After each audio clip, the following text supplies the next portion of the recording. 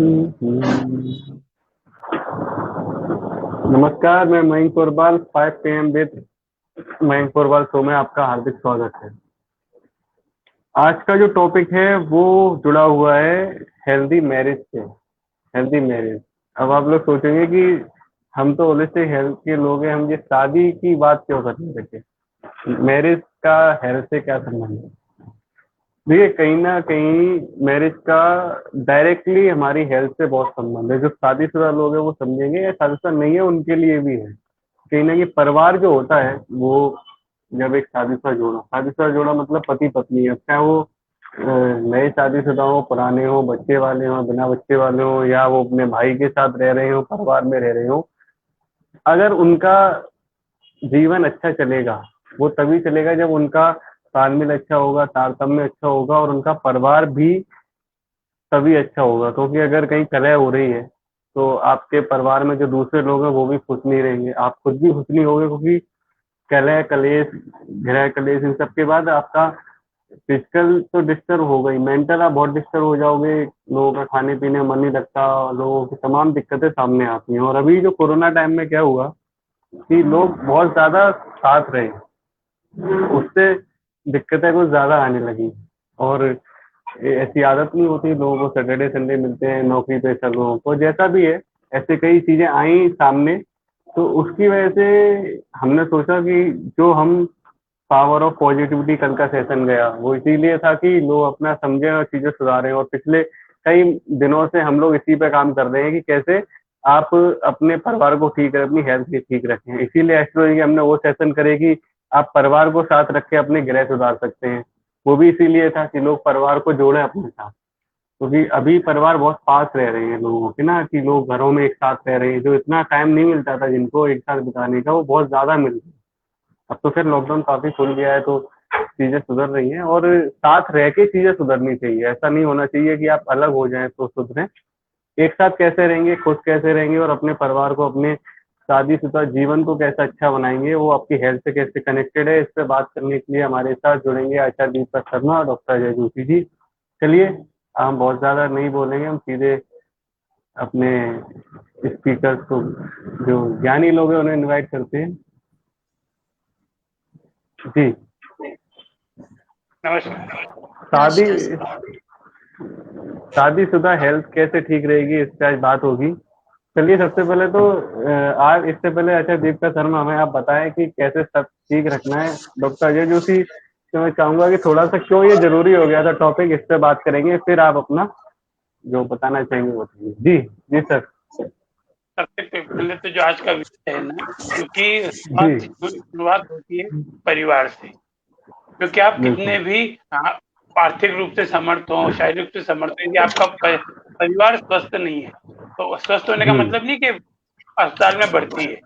मानसिक स्वास्थ्य होता है, जी शारीरिक स्वास्थ्य होता है, आध्यात्मिक स्वास्थ्य होता है। तो इन स्वास्थ्य का होना बहुत जरूरी है। और जिसका परिवार हेल्दी है, यानी परिवार में आपस में सामंजस्य बहुत अच्छा है, वहां प्रभु कृपा भी बरसती है। तो प्रभु बिल्कुल। कृपा के अंदर सबसे पहला जो नियम है कि घर में सब में सामंजस्य हो। सब में मतलब खाना पीना पहनना ओढ़ना ये तो है ही, पर परिवार में भी सामंजस्य हो। तो जो हेल्दी मैरिज लाइफ या हेल्दी फैमिली लाइफ की बात करूंगा, क्योंकि मैरिज लाइफ तो है ही, हेल्दी फैमिली लाइफ। और आजकल हो क्या रहा है, जैसे जैसे बड़ी उम्र में शादियां हो रही है तो कहीं ना कहीं हेल्दी फैमिली लाइफ में चैलेंजेस आ रहे हैं। इन चैलेंजेस को हम कैसे दूर कर सकते हैं और कैसे हम अपना वातावरण अच्छा बना सकते हैं, है ना। क्योंकि कहीं हस्बैंड एक कंट्री में, वाइफ दूसरी कंट्री में, तो ये सब चीजें चैलेंजेस आ रहे हैं। तो इन सब का क्या कारण है और हम क्या उपाय करें। तो आज हमारे बीच दीपिका जी हैं, जो एस्ट्रोलॉजी से एकदम सरल सरल उपयोग, इसको बोलते हैं ना कि keep it simple and sweet, काम करने जा रही है। और हम सब साथियों के लिए खुशकिस्मती की बात है कि ये हमारे लिए उपलब्ध है। मैं तो एक ही चीज कहूंगा, पेपर पेन लेके बैठे हैं, और पेपर पेन के बाद भी इस वीडियो में जो ये बताते हैं हमेशा हर सेशन में, उस सेशन को बार बार सुने, बार बार सुने, बार बार सुने, है बिल्कुल ना। बिल्कुल। अब मेंटल पे दिखाई दिया है। नहीं, ये अब ये बहुत मेरा जरूरी है ये कि आप पेपर पेन देखें। की तरह और भी तैयार बैठा है ना। तो हमको आज ये करना है अपनी सुधारना है। तो हमारी कब सुधरेगी? हमारा आसपास का वातावरण सुधरेगा। आसपास का वातावरण मतलब हमारा परिवार, फैमिली की स्पेलिंग यदि मैं बात करूं, FAMILY, father and mother, I love you. तो आज स्वागत करते हैं, और आज मैं भी दीपिका जी को सुनने के लिए बिल्कुल सारे अपॉइंटमेंट कैंसिल करके नहीं, आज दीपिका जी को सुनूंगा। तो स्वागत है दीपिका जी, बिल्कुल। नमस्कार सर, नमस्कार सभी दर्शकों को मेरा। और आप विषय इतना अच्छा चुन के लाते हैं ना, जो लगता है कि आज के हर एक दो घर छोड़ के हर के घर में ये प्रॉब्लम मिलेगी। और यदि हम लोग इस पे विवाह का थोड़ा सा ज्यादा नहीं, इस पे ज्यादा चेंजेस, बिकॉज जिनके विवाह हो चुके हैं अब वो अपना जीवन साथी तो बदल नहीं सकते। दूसरा यह विवाह, यह टॉपिक से ये देख सकते हैं इस सेशन से कि आपके योग्य कौन सा वर या वधु होगा।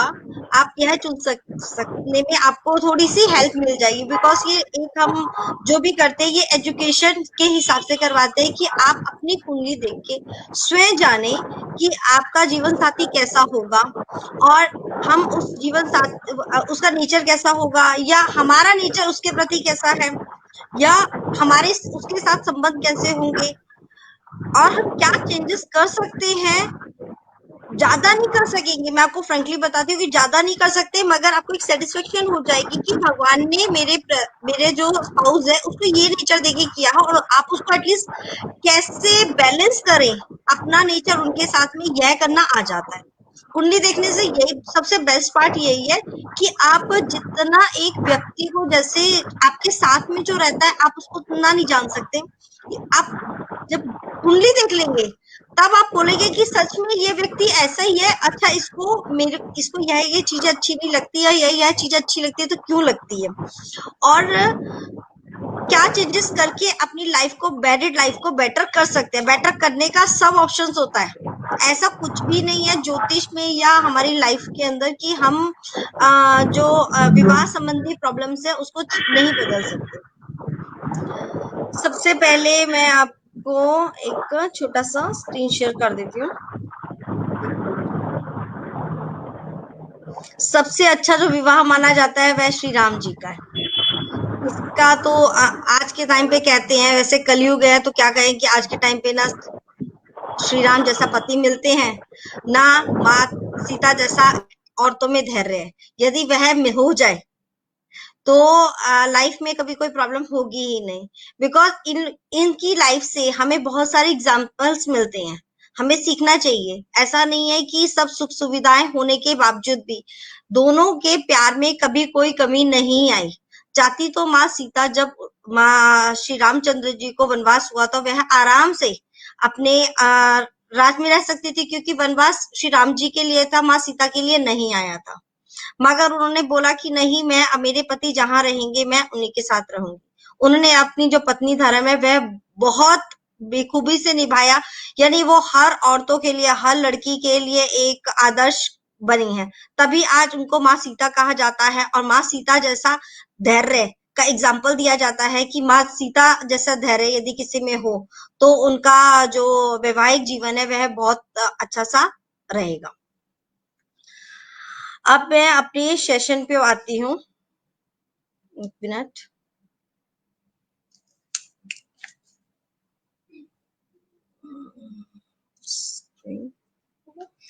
हमारी कुंडली में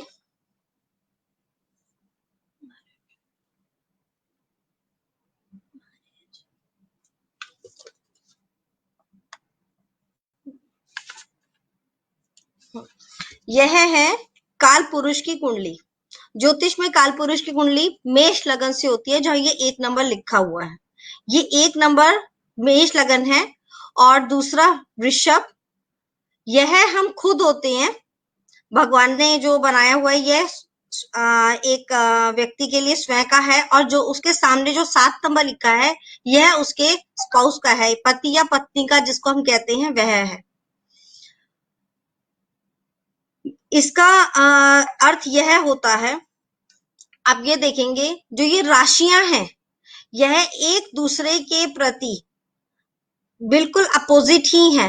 मंगल ग्रह, मंगल जो है वह अग्नि का है, और उसका जो स्पाउस है वह भोग विलास का है। वैसे ही आप अन्य राशियां भी देखेंगे। यदि मैं वृषभ लगन की बात करूंगी, यदि कोई किसी व्यक्ति का लगन वृषभ लगन होगा, तो उसके अपोजिट में जो 7वां घर आएगा वह मंगल का आएगा, वह भी मंगल का है, यानी वही शुक्र, भोग विलास और मंगल का। यानी जो भी कुंडली के अंदर D1 लगन चार्ट होता है, लगन चार्ट के अंदर जो भी दूसरा भाव 7वां भाव होता है, वह व्यक्ति का उसके स्पाउस को बताता है कि उसका जो पति है या पत्नी है वह किस नेचर का होगा। यह हमारा D1 है, D1 लगन, और यह हमारे शादी का प्रॉमिस बताता है। D1 कुंडली के अंदर, D1 कुंडली के अंदर कोई भी ग्रह, D1 कुंडली में कोई भी ग्रह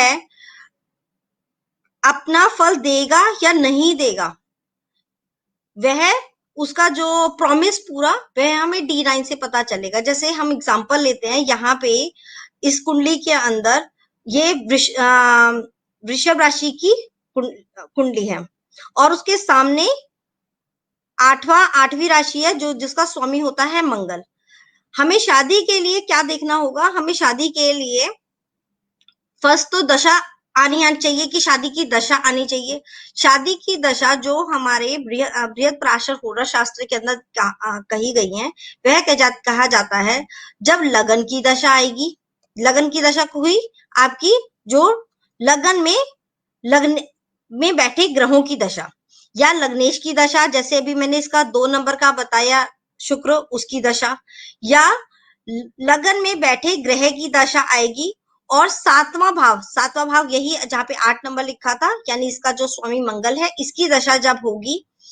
और शादी के लिए सबसे जो जरूरी होता है एक व्यक्ति का मन होना।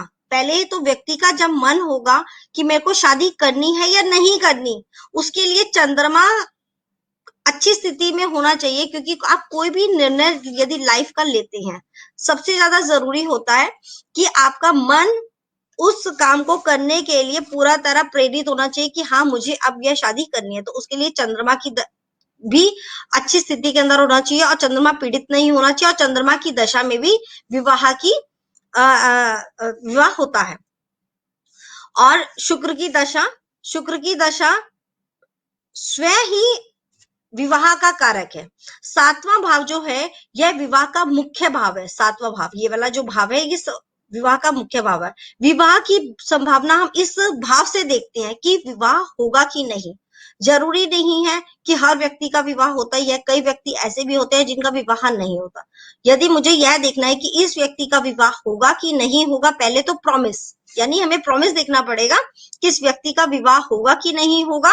तो उसके लिए मुझे D9 के अंदर नवांश है, बिकॉज इसके अंदर प्रॉमिस कंफर्म होगा कि वह विवाह होगा कि नहीं होगा।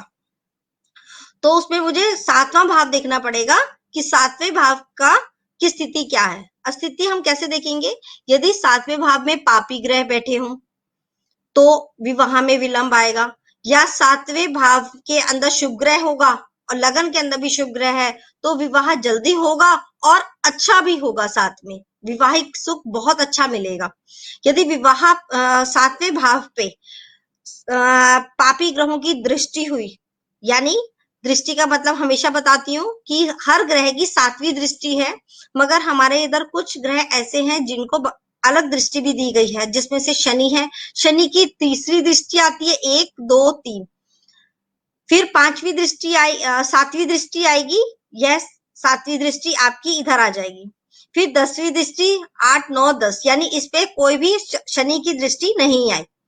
फिर हम बात करेंगे, अब दूसरी दृष्टि हमें जरूर देखनी चाहिए, मंगल की दृष्टि, क्योंकि मंगल विवाह के अंदर एग्रेशन भी देता है, गुस्सा भी देता है। तो उसके लिए मंगल की दृष्टि देखेंगे कि कहीं यहाँ पे मंगल की दृष्टि तो नहीं है। 1 2 3 4 चौथी दृष्टि होती है, फिर 7वीं और 8वीं दृष्टि हम मंगल की देखेंगे।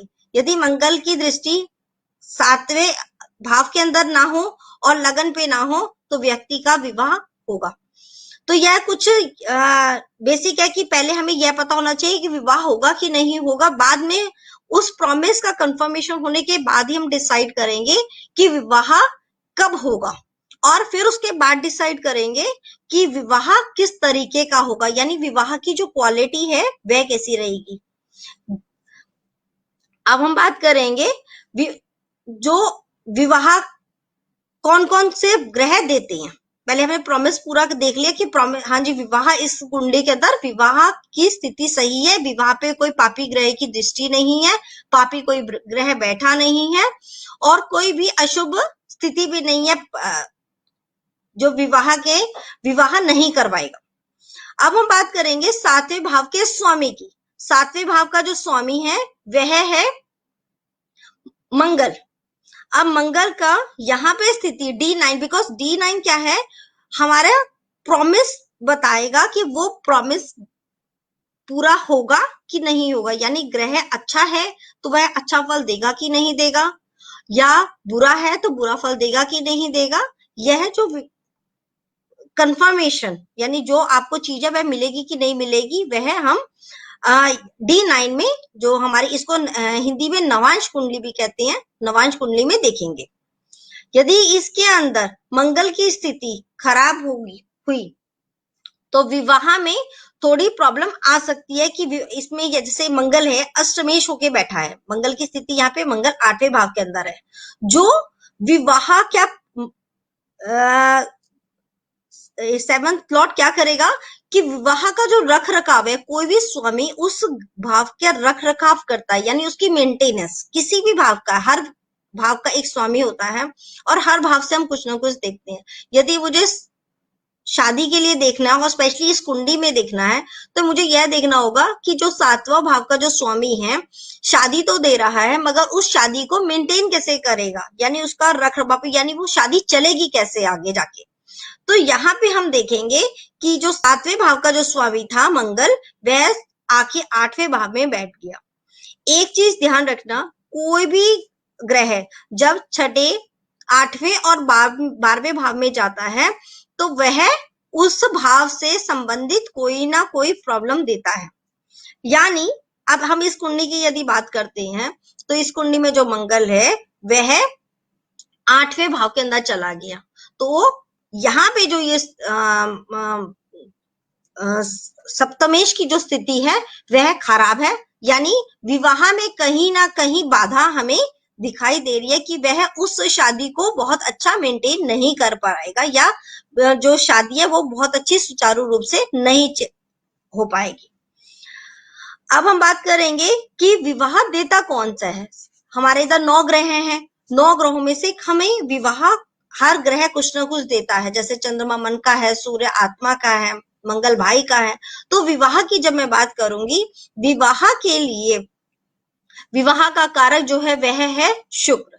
स्त्रियों का विवाह का कारक गुरु माना जाता है। गुरु इसलिए माना जाता है क्योंकि गुरु एक वृद्धि का ग्रह माना जाता है, कि वृद्धि होती है जब भी स्त्रियों की शादी होती है तो उनकी वृद्धि होती है, यानी उसको एक नया परिवार मिलता है, उसके परिवार में वृद्धि हो रही है, फिर आगे जाके भी उसको गुरु का, यानी उसको एक वृद्धि करनी है संतान उत्पत्ति के लिए।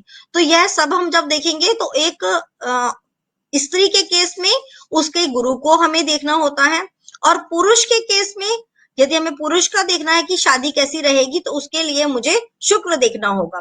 पुरुष को यौन ऊर्जा, यानी उसमें आगे जाके विवाह को निभाने के लिए जो हमारी आगे जाके शुक्राणु की जरूरत है, यानी बच्चे से संबंधित जो भी आगे कंसीव करने के लिए जो चाहिए एनर्जी, या हमें वीनस से रिलेटेड जो भी सुख है, एक पति पत्नी का जो सुख है उसको देखने के लिए एक पुरुष के अंदर शुक्र अच्छी स्थिति के अंदर होना चाहिए, तभी वह अपनी मैरिड लाइफ को भी एंजॉय कर पाएगा। शुक्र तो वैसे दोनों के लिए चाहिए, मगर यदि मैं महिला की बात करूंगी तो महिला में शुक्र से ज्यादा हमें गुरु की स्थिति देखनी पड़ेगी। गुरु की उस स्थिति अच्छी होगी तो वह अपने जो वैवाहिक सुख है उसको अच्छा पति मिलेगा सबसे पहले, और उसकी जो भी है आगे जाके ग्रोथ होगी, बिकॉज जैसे मैंने भी बताया कि जो गुरु है वो एक वृद्धि का कारक है, वहां पे जाके उसकी ग्रोथ होगी और वह परिवार को बढ़ाने वाली होगी। एक महिला तभी वह उसकी लाइफ कंप्लीट होती है जब उसके घर में बच्चे वगैरह सब हो जाते हैं, संतान उत्पत्ति के लिए वह पूरी तरह ठीक है, तभी उसकी लाइफ कंप्लीट मानी जाती है। अब हम बात करेंगे, अब मैं काल पुरुष की कुंडली पे आ जाती हूँ आपसे। ये रहा काल पुरुष की कुंडली के अंदर यह स्वयं दे रखा है कि जो सात्विक भाव का जो कारक है वह है शुक्र। यानी सबसे पहले हमें शुक्र को देखना है कि किस कुंडली के अंदर शुक्र की स्थिति क्या है। शुक्र यदि नवांश में जाके खराब स्थिति के अंदर बैठा, या शुक्र की स्थिति खराब हुई, शुक्र 8वें भाव के अंदर चला गया या छठे भाव के अंदर जाता है, तो वह छठा भाव जो होगा वह 7वें भाव से 12वां होता है। कोई भी भाव की जब मैं बात करूं, जैसे ये भाव यानी हाउस, 7वें से 12वां भाव इसका छठा भाव होता है। कोई भी भाव अपने से, जब ग्रह अपने से 12वें में जाता है तो उसका व्यय हो जाता है। व्यय मतलब वह अपने फल देने में सक्षम नहीं है। तो यहाँ पे हमें शुक्र को मजबूत करना पड़ेगा कि जो शुक्र की स्थिति है वह अच्छी नहीं है। यहाँ पे शुक्र से संबंधित कोई ना कोई उपाय करना चाहिए, क्योंकि यह शादी से संबंधित क्या दिखा रहा है, उस व्यक्ति को ब्रेक दिखा रहा है, या उस व्यक्ति के विवाह से संबंधित कोई ना कोई प्रॉब्लम्स वगैरह दिखा रहा है। अब मैं शुक्र यदि मैं 8वें भाव के अंदर कहती हूँ, तो यदि आगे जाके 8वें भाव के अंदर शुक्र बैठता है तो ये पाताल का घर है, या इसको कुआं भी कहा जाता है ज्योतिष के अंदर। तो वहां पे जाके शुक्र खराब घर के अंदर बैठ गया तो शादी से संबंधित कोई ना कोई प्रॉब्लम आ सकती है या शादी ब्रेक हो सकती है। हमें शुक्र का बहुत ध्यान रखना चाहिए। जब शुक्र यदि हम शादी की बात कर रहे हैं, कहीं शुक्र पापी ग्रहों के साथ तो नहीं बैठा। पापी ग्रह होते हैं जैसे राहु केतु, इन सब के शनि के साथ बैठा है, तो वह विवाह से संबंधित कोई ना कोई प्रॉब्लम देगा, जैसे उस अपने स्पाउस के साथ ना बने या उसके कोई ना कोई प्रॉब्लम आए। इस तरीके से हमें यह देखना पड़ेगा। D9 जो कुंडली का होता है वह शादी का होगा। शादी कैसी रहेगी, quality of life, quality of marriage life हमें D9 ही प्रॉमिस बताएगा कि वह व्यक्ति का जो विवाह है कि क्वालिटी किस तरीके से रहेगी। यदि विवाह, अब एक एग्जांपल देती हूँ, जैसे मैंने बताया शुक्र इस भाव का स्वामी है और शुक्र ही इस जो शादी को चलाने का काम करेगा, और बृहस्पति फीमेल्स और जो स्त्रियां हैं फीमेल्स का, उनके लिए कारक है। यदि बृहस्पति चौथे भाव के अंदर उच्च का माना जाता है, यदि बृहस्पति 10वें भाव में आ जाएगा तो वह जो बृहस्पति है वह अपना फल अच्छा नहीं देगा और वह क्या करेगा, वह बृहस्पति नीच का हो जाएगा। तो यानी शुद्ध जो चौथा भाव होता है वह सुख का भाव है। कालपुरुष के अनुसार जो है यह चौथा भाव जो होता है यह हमारे इधर शुभ भाव माना जाता है। यहाँ पे आके इंसान को सुख मिलता है। यदि बृहस्पति, ये जो जहाँ पे 10 नंबर लिखा है, किसी भी फीमेल्स की कुंडली के अंदर यदि बृहस्पति यहाँ पे आके बैठता है तो वह क्या किया, उसने उसकी शुभता में कमी कर दी। शुभता में कमी हो जाएगी तो यानी जो उसके शादी का जो सुख है वह उसका सुख उस व्यक्ति को नहीं मिलेगा। वैसे ही यदि हम सूर्य की बात करूंगी, सूर्य एक इंसान का उच्च होता है तो वह एक रिस्पेक्ट दिलाता है। और 7वें भाव में यदि शुक्र आ जाए, यह हमेशा, जो मैं शादी की बात कर रही हूँ तो आप सबको D9 कुंडली में यानी जो नवांश कुंडली है वही देखनी है। सिर्फ नवांश कुंडली के अंदर यदि 7वें भाव के अंदर सूर्य आ जाएगा तो वह उस व्यक्ति को विवाह के अंदर, जो विवाह के जो अधिकार है उसके अंदर है ना, अहंकार लेकर आएगा। सूर्य अहंकार का कारक है, यदि वह 7वें भाव में आएगा तो उसको अपनी शादी से संबंधित या अपने ससुराल में अहंकार होगा और उस व्यक्ति को रिस्पेक्ट नहीं मिलती है। जिस भी व्यक्ति का सूर्य 7वें भाव के अंदर होता है उसको अपने ससुराल से रिस्पेक्ट नहीं मिलेगी और इवन अपनी जो स्पाउस है, पत्नी से भी रिस्पेक्ट नहीं मिलेगी। काल पुरुष के अंदर मंगल 10वें भाव के अंदर उच्च का होता है। यहाँ पे उच्च और नीच के ग्रहों का बहुत इंपॉर्टेंस है। ये जस्ट काल पुरुष की कुंडली लगाई गई है, यहाँ पे ग्रह हर व्यक्ति के अलग अलग हो सकते हैं। काल पुरुष की कुंडली में 10वां भाव ये जो है, 10वें भाव के अंदर मंगल उच्च का होता है। मंगल यदि यहाँ पे उच्च का है और मंगल अपने से 7वें भाव में आ गया यानी चौथे भाव के अंदर आ गया तो यह जीवन में अंधकार दे देता है। वो अथॉरिटी, वो व्यक्ति अपने जीवन के अंदर अथॉरिटी नहीं ले पाएगा। अपनी वाइफ के साथ उसको हमेशा हर चीज के लिए या हस्बैंड के साथ हर चीज के लिए झुकना पड़ेगा और उसको एक जो राइट है, शादी का जो राइट होता है हस्बैंड वाइफ का, वह नहीं मिलता। और वही मंगल यदि 10वें भाव में होगा तो वह अपने हस्बैंड या वाइफ पे पूरा अथॉरिटी रखेगा और उसकी जिसका 10वें भाव में होगा तो उसका अपने स्पाउस के ऊपर पूरा हक चलेगा, यानी वाइफ या हस्बैंड उसकी बात माने बिना कोई काम नहीं करेगी। और 7वें भाव में मैं बात करती हूँ, यदि अब कहा आपने देखा होगा कई बार क्या होता है कि कईयों का जो अफेयर वगैरह चलता है कई साल चलता है, तब तो बहुत अच्छा वेवलेंथ होता है, उन दोनों में बहुत प्यार मोहब्बत होता है और मतलब इतना रोमांस होता है कि उनको लगता है कि हम एक दूसरे के बिना नहीं रह सकते। क्योंकि जब शादी से पहले है वह हस्बैंड वाइफ की चाहे तरह रहते भी हैं, उनका जो प्लैनेट है 7वां घर का जो प्लैनेट होगा वो एक्टिव नहीं हुआ, बिकॉज उनकी शादी नहीं हुई। वो एक्टिव तभी, यानी वो तभी माना जाएगा एक्टिव होंगे जब वह 7वें घर से संबंधित वो घटना होगी, यानी शादी होगी। तब तक तो शादी से पहले उन व्यक्तियों की बहुत अच्छी बनती है, बहुत लगता है कि एक दूसरे के बिना नहीं रह सकते।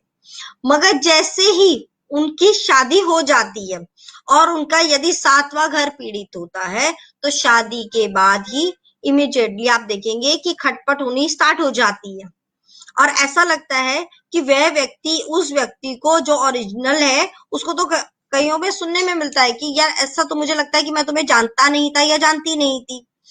यह केसेस तब होंगे जब आपके 7वें भाव के अंदर, नवांश के 7वें भाव के अंदर पापी ग्रह बैठे होंगे। पापी ग्रह की मैं यदि बात करूं तो यहाँ पे मैं शनि की, राहु की, केतु की बात करती हूँ। यदि 7वें भाव के अंदर शनि, राहु, केतु होंगे, यह एक सेपरेटिव प्लैनेट, सेपरेट मतलब यह व्यक्ति को उस भाव से अलग करते हैं, सेपरेट करते हैं, तो उनकी शादी का जो है वहां पे सेपरेशन होने के योग होते हैं। और शादी की यदि बात आती है तो आपको मंगल को भी कभी नहीं भूलना चाहिए, बिकॉज मंगल एक अथॉरिटी के साथ में गुस्सा भी देता है। गुस्से के साथ क्या होता है कि उस व्यक्ति के संबंध खराब हो सकते हैं। तो मांगलिक यदि है व्यक्ति तो उसको कोशिश करनी चाहिए कि मांगलिक व्यक्ति से शादी करे। मांगलिक कैसे होंगे? पहले भाव के अंदर यदि मंगल बैठा होगा तो उस व्यक्ति को मांगलिक कहा जाएगा, ये जन्म कुंडली का है। और यदि कोई मंगल चौथे घर के अंदर होगा, यहाँ पे जैसे यहाँ पे चंद्रमा लिखा, वहां पे उस वह मंगल व्यक्ति मांगलिक होगा। 7वें घर के अंदर मंगल होगा तो वह व्यक्ति मांगलिक माना जाएगा। 8वें घर के अंदर मंगल होगा तो वह व्यक्ति मांगलिक माना जाएगा। कई जगह पे हम 12वें घर के अंदर मंगल को भी मांगलिक मानते हैं। 1, 4, 7, 8, 12 ग्रह में यदि मंगल है तो मांगलिक को मांगलिक व्यक्ति से शादी करनी चाहिए। सबसे जो खराब मंगल है वह 8वें घर का मंगल माना जाता है। यदि किसी का 8वें घर के अंदर मंगल है तो उसे निश्चिंत ही 8वें घर के अपने जो भी व्यक्ति जिससे वह शादी करना चाह रहे हैं उसका 8वें घर का मंगल देख के ही शादी करनी चाहिए, नहीं तो ये विच्छेद का है। सेपरेशन के साथ में उसके साथ कोई ना कोई अनहोनी वगैरह हो सकती है, जिससे मंगल यदि मंगल दोष से कट जाता है और 8वें घर का मंगल 8वें घर के मंगल से ही कटेगा। और यह छोटी छोटी चीजें हैं। अब मैं बात करती हूँ कि कई बार क्या होता है कि यदि मैं D1 के अंदर, जो D1 था लगन कुंडली थी, उसके अंदर तो कोई भी ग्रह है, जैसे भी मैंने बात किया, चंद्रमा की बात कर रही हूँ, मंगल की बात कर रही हूँ, गुरु की बात कर रही हूँ या शुक्र की, मैं शादी से संबंधित बात करूंगी तो मुझे ये 3-4 ग्रह ही देखने हैं, मुझे 5वां ग्रह नहीं देखना। मगर वह ग्रह जब D1 से D9 के अंदर आता है तो वह पुष्कर नवांश में हो गया। कोई नवांश कोई ग्रह यदि नीच का D1 के अंदर बैठा है और वह फायरी, जैसे ये फायरी साइन में हुआ, अग्नि तत्व राशियां हमारे इधर चार राशियां होती हैं, अग्नि तत्व, पृथ्वी तत्व, वायु और जल तत्व की राशियां हैं। यदि कोई ग्रह अग्नि तत्व राशि यानी मेष, सिंह या धनु राशि के अंदर है और 20 डिग्री से लेके 23 डिग्री 20 मिनट में हो, या 26 डिग्री 40 मिनट से लेके 30 डिग्री के अंदर है, अग्नि तत्व राशि यानी मेष, सिंह और धनु राशि की बात कर रही हूँ, उसके अंदर कोई ग्रह बैठा है 20 डिग्री से 23 डिग्री 20 मिनट और 26 डिग्री 40 मिनट से लेके 23 डिग्री, चाहे वह नीच का ही क्यों ना कोई ग्रह बैठा हो, जब वह D9 में जाएगा तो वह पुष्कर नवांश में हो जाएगा। पुष्कर नवांश में कोई भी ग्रह जाता है, पुष्कर मतलब पालने वाला, तो वह उसकी वृद्धि करता है, वह पुष्प के समान, फूल के समान उसको फल देगा।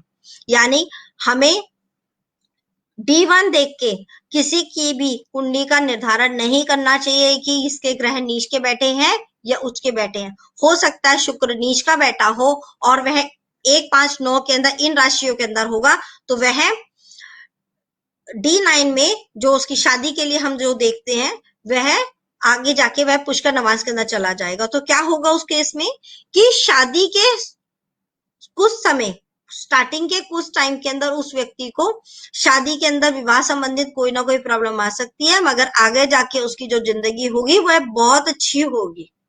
उसको जो भी खराब शुक्र खराब के जो भी फल होते हैं वह व्यक्ति को नहीं मिलेंगे और उसकी जो मैरिड लाइफ होगी वह बहुत अच्छी होगी। वैसे ही यदि कोई ग्रह वाटर यानी जल तत्व राशियां होती हैं, आपकी कर्क राशि, वृश्चिक राशि और मीन राशि की बात करते हैं, कोई ग्रह यदि इन 3 राशियों के अंदर 3 डिग्री 0 डिग्री से लेके 3 डिग्री 20 मिनट है, पहला नवांश हो गया यह हमारा, और 6 डिग्री 40 मिनट से लेके 10वां नवांश, तीसरा नवांश यह हमारा होता है, वह है।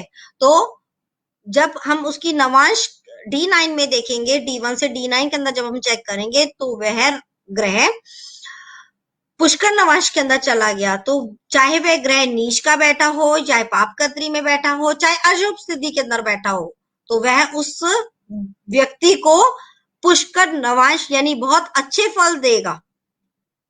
कि जो लग रहा था कि उसका गुरु खराब है, उसकी आगे जाके स्थिति खराब हो सकती है, यहाँ पे पुष्कर नवांश ने उस ग्रह को बचा लिया। यही हमारे अर्थी साइन से यानी पृथ्वी तत्व जो राशियां होती हैं, वृषभ, कन्या और मकर राशि के अंदर कोई ग्रह 6 डिग्री 40 मिनट, या आपको कुछ नहीं करना है, आप अपना कुंडली खोलिए और उसके अंदर नीचे ग्रह के साथ के अंदर डिग्री लिखी होती है, कोई भी डिग्री 0 डिग्री से लेके एक ग्रह कोई भी है 30 डिग्री तक होता है, आप उसको चेक करिए। यदि 2 नंबर, 6 नंबर, 10 नंबर लिखा है और उसमें यह डिग्रियां लिखी हुई हैं, ये डिग्री है 6 डिग्री 40 मिनट 10 से लेके 10 डिग्री तक, तो आप समझ जाइए कि यह आपको पुष्कर नवांश बन गया। आपको बनाने की जरूरत नहीं है D9, यह आजकल सॉफ्टवेयर के अंदर बनी बनाई मिलती है और आप चेक कर सकते हैं कि आपका यह ग्रह आपको पॉजिटिव, आप सिंपल सा पॉजिटिव या नेगेटिव, आप सिंपल समझिए पॉजिटिव रिजल्ट मिलेगा या आपको नेगेटिव रिजल्ट मिलेगा उससे। वैसे ही वायु तत्व राशियां होती हैं आपकी मिथुन, तुला और आपकी कुंभ राशि। यदि कोई ग्रह D1 के अंदर लगन कुंडली जिसको कहते हैं में कोई ग्रह इन तीनों राशियों के अंदर कहीं पे भी हो, चाहे वो 6ठे, 8वें, 12वें भाव के अंदर भी है D1 के अंदर, मगर वह वायु तत्व के अंदर इन डिग्री के अंदर हुआ है, तो वह ग्रह जो मैं 6, 8, 12 कह के आपको डरा भी देती हूँ, उसके फल नहीं देगा। आप चेक करिए प्रॉमिस कि उसका जो प्रॉमिस है वो आगे जाके बहुत अच्छा रहेगा। ऐसे जातकों को यह जरूर होता है कि स्टार्टिंग के अंदर थोड़ा स्ट्रगल मिलता है, यानी उसको मैरिड लाइफ के अंदर स्टार्टिंग में थोड़ा सा स्ट्रगल करना पड़ेगा एडजस्टमेंट होने के अंदर, मगर आगे जाके जो उनकी शादीशुदा जिंदगी है वह बहुत अच्छी बीतती है। तब आप नीच का ग्रह उच्च का ग्रह बिल्कुल भूल जाइए। यदि यह वाला ये प्रिंसिपल लगाना बहुत ज्यादा जरूरी है, तभी आपको सही जो D9 है, D9 हमारी शादी को दर्शाता है। हमारे ग्रहों का चाहे D1 के अंदर कोई ग्रह उच्च का बैठा है और यहाँ D9 में आके नीच का हो गया, तो ये समझिए स्टार्टिंग के अंदर शादी तो बहुत अच्छी दिखेगी कि ये तो बहुत अच्छे बेस्ट कपल हैं, मगर आके जाके उन लोगों की शादी खराब हो जाएगी। इसके वाइस वर्सा भी होते हैं, जैसे भी मैंने पुष्कर नवांश बताया वैसे ही विष नवांश भी होता। तो ऐसा नहीं है कि किसी ग्रह को सिर्फ नीच का या 6, 8, 12 देख के या खराब स्थिति में देख के हमें D1 का किसी भी कुंडली का निर्धारण कर देना चाहिए कि इसके साथ यही होगा। प्रॉमिस शादी के लिए D9 ही बताएगा कि व्यक्ति की शादी कैसे चलेगी, या अच्छी चलेगी या खराब चलेगी।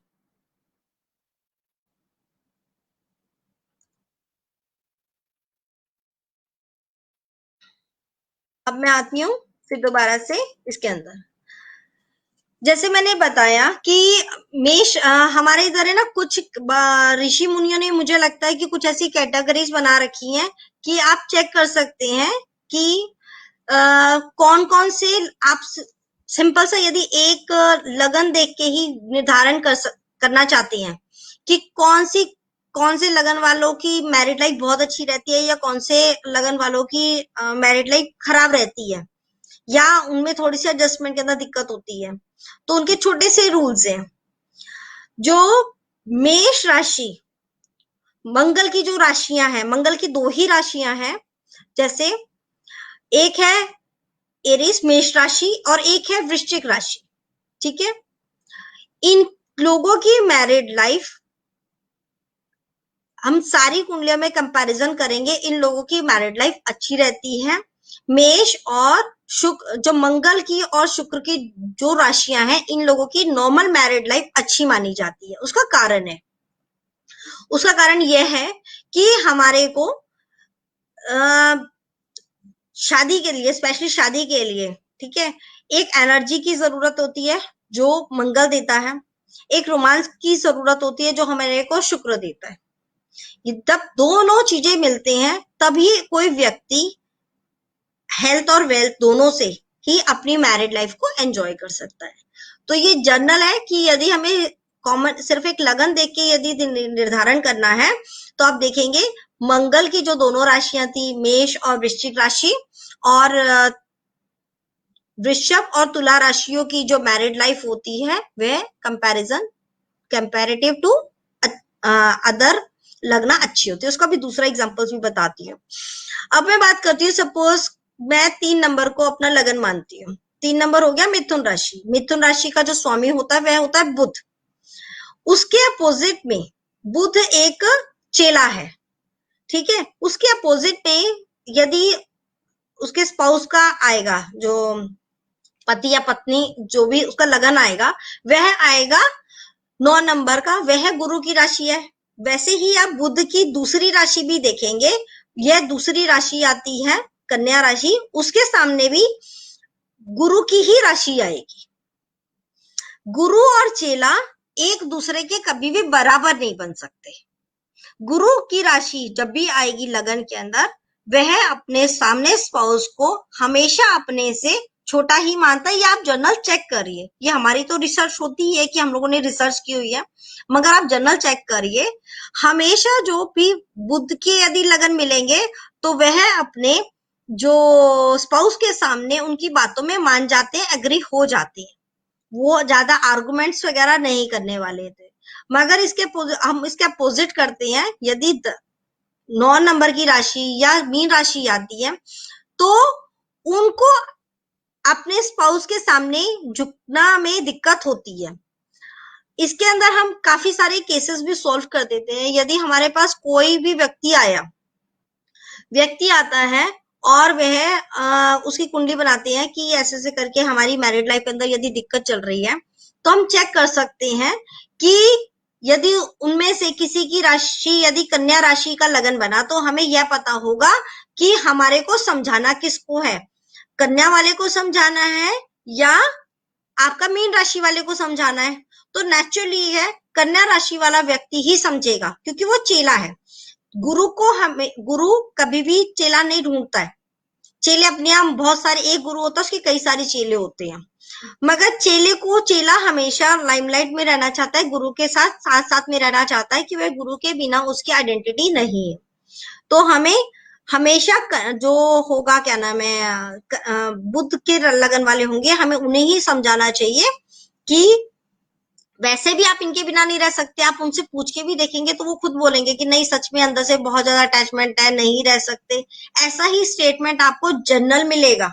इसीलिए मैंने बताया कि यह एक ऐसा शॉर्टकट है प्रिडिक्शन का कि आप सिंपल सा सिर्फ लगन देख के भी बता सकते हैं कि व्यक्ति का जो है उसकी मैरिड लाइफ में सुख मिल रहा है या उसको डिस्टरबेंस होगी थोड़ी सी। अब तीसरी की बात करती हूँ। तीसरी जो आती है हमारी आती है कॉम्बिनेशन में, वह उनकी मैरिड लाइफ हमें ज्यादातर थोड़ी डिस्टर्ब ज्यादा दिखाई देती है। उसका कारण है कर्क राशि और सिंह राशि की मैं बात करूंगी। कर्क और सिंह राशि के सामने चंद्रमा है यह, और इसका है सिंह। चंद्रमा वाले बहुत मन से सॉफ्ट होते हैं, और उसके सामने जो होते हैं उनके जो स्पाउस होते हैं वह होते हैं शनि वाले। सूर्य 5 नंबर की जब मैं बात करूंगी, उसके सामने भी शनि की ही राशि आएगी, मकर राशि। जो शनि के जो लोग होते हैं इनमें अटैचमेंट कम होता है, बाउंडिंग जिसको कहते हैं, क्योंकि ये एक डिटैचमेंट का प्लेनेट है, ये इतना हाईली इमोशनल प्लेनेट नहीं है। जब भी चंद्रमा लगन वाले का संबंध क्या होगी, तो उनका जो स्पाउस होगा वह थोड़ा सा ज्यादा मेच्योर होगा। मेच्योर वो किसी भी तरीके से हो सकता है, वो चाहे नेचर से हो, चाहे वो एज में थोड़ा डिफरेंसेस हो, और हमेशा जो चोट लगती है वो हमेशा कर्क राशि वालों को ही लगेगी, शनि को चोट नहीं लगेगी। वैसे ही आपका सिंह राशि के लगन की यदि मैं बात करूंगी, सिंह लगन के सामने जब 7वां घर में हमेशा बताती हूँ एक पति या पत्नी का होता है, तो उसमें भी शनि ही है, शनि की राशि आती है।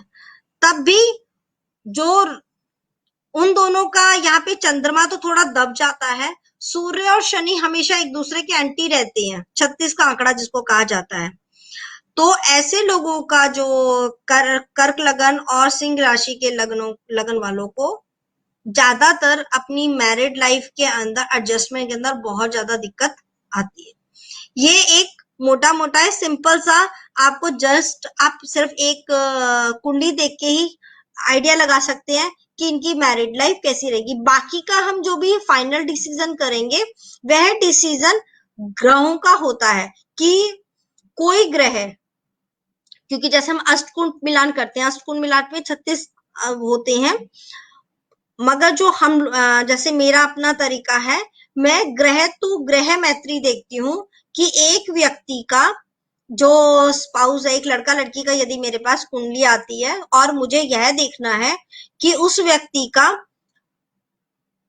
कहाँ पे जाके प्रॉब्लम आ सकती है या कौन सा ग्रह बहुत अच्छा फेवर में बैठा है, तो हमें ग्रहों का संबंध देखना आना चाहिए। संबंध आई थिंक मैं, क्योंकि ये लंबा है और मुझे उसके लिए 2 कुंडलियां चाहिए, तो बेटर है कि मैं आपको वो नेक्स्ट उसके अंदर दिखाऊं। आप एक छोटा सा ये जो मैंने आपको एक बहुत छोटा सा जो प्रिंसिपल बताया है, ये हर किसी की कुंडली में लगेगा। आप ये ट्राई मार सकते हैं, जो भी लोग देखेंगे आगे जाके।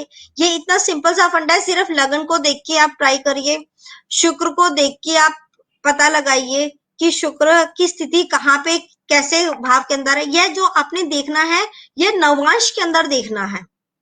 नवांश के अंदर देखेंगे कि आप ग्रहों की स्थिति कैसी बैठी हुई है। फिर आप अपना गुरु का देखिए, यदि किसी फीमेल का देख रहे हैं तो गुरु की स्थिति जरूर देखिए। और साथ में मंगल का भी देखना है कि मंगल की स्थिति कैसे है, क्योंकि जैसे मैंने बताया कि शुक्र और मंगल मैरिज के लिए चाहिए ही चाहिए, कि फीमेल्स को आगे जाके कंसीव वगैरह करने के अंदर कोई दिक्कत ना आए, बिकॉज सिर्फ शादी 2 पर्सन के लिए नहीं, आगे फैमिली बढ़ाने के लिए भी तो उस फीमेल का मंगल भी अच्छा होना चाहिए और मेल का भी मंगल अच्छा होना चाहिए, तो मंगल का भी देखना चाहिए।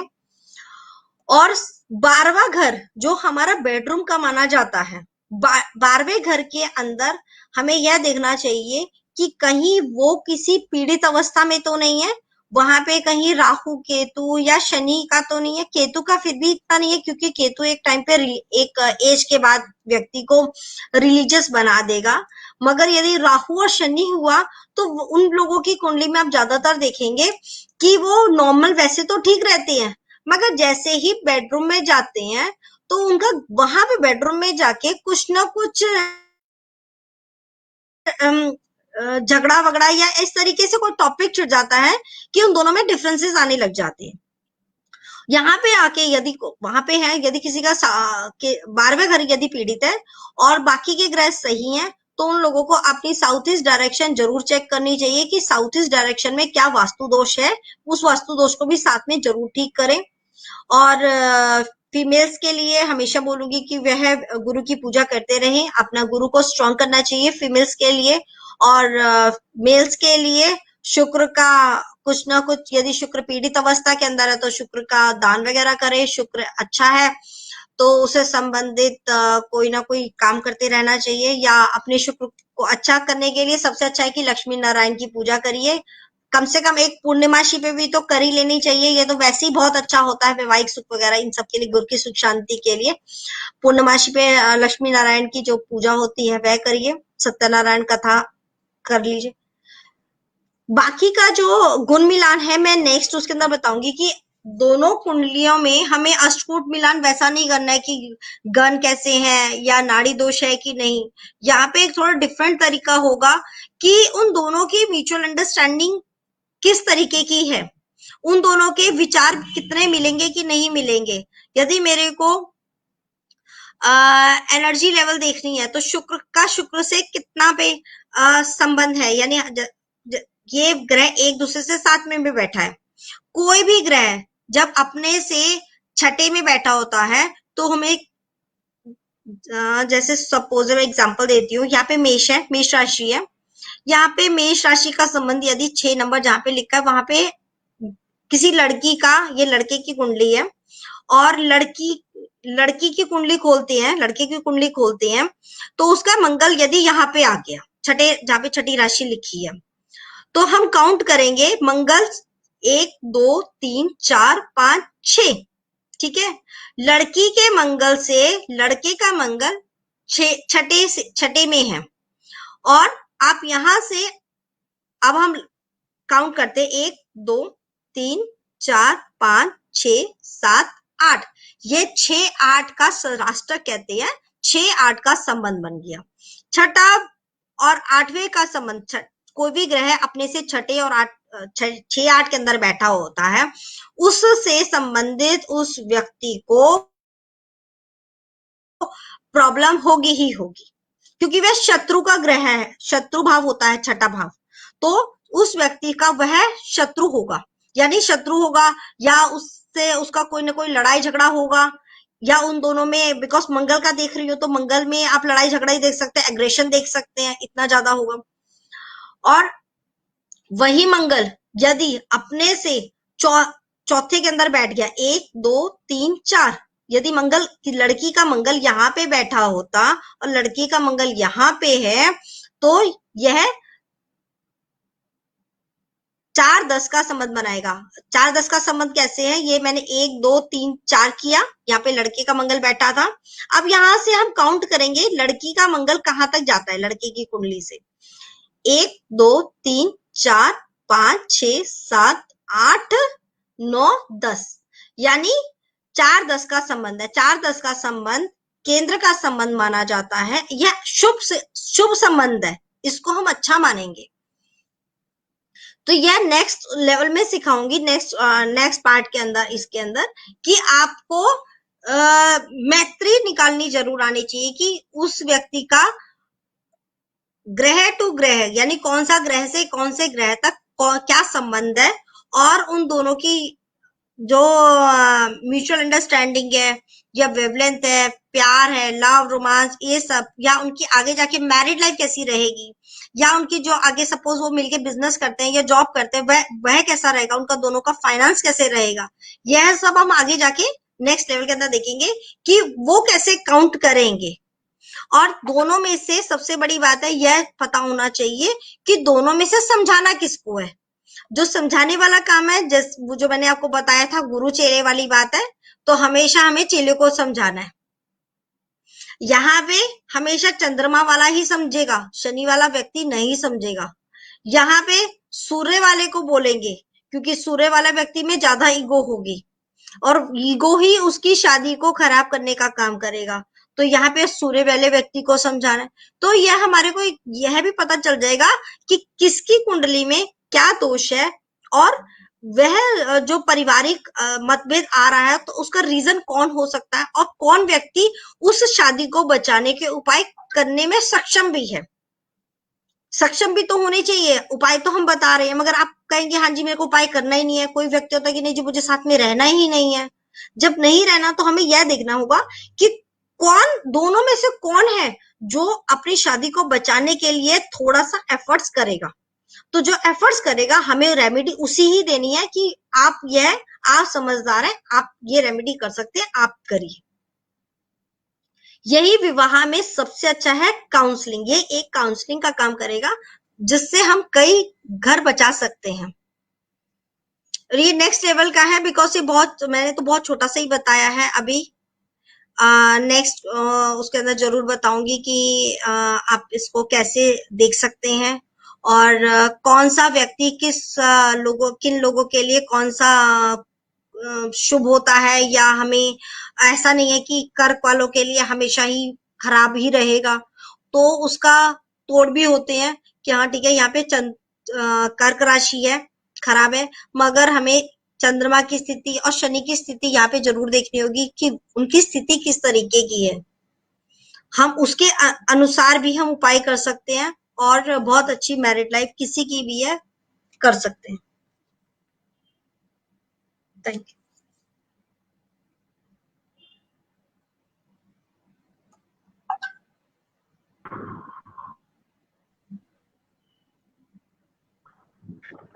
बहुत अच्छे से समझा हमने, बहुत ही अच्छे।